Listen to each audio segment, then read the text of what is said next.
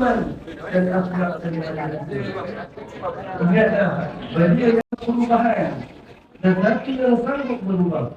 Bagi yang berjaya berpeluang, tetapi yang berani mencipta peluang.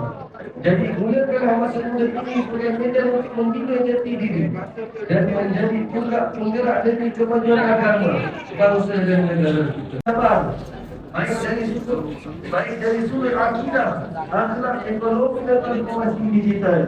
Sesungguhnya masa muda yang disia-siakan adalah kerugian yang tidak ternilai dan penyesalan yang tiada penghujungnya. Pada nama Allah Subhanahu wa Ta'ala yang dilanjutkan. Mengakhiri pertemuan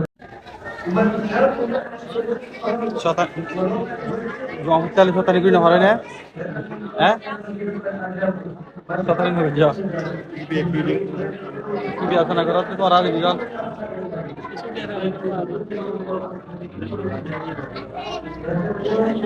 ইবা hero hero TikToker hero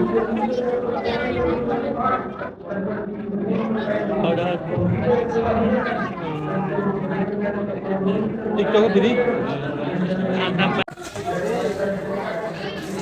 এবার টিকটক মাঝে ছিল না এবারে রিয়াজ না রিয়াজ এবার বেশি viral TikTok 1 million follower আছে না 1 মিলিয়ন ফলোয়ার আছে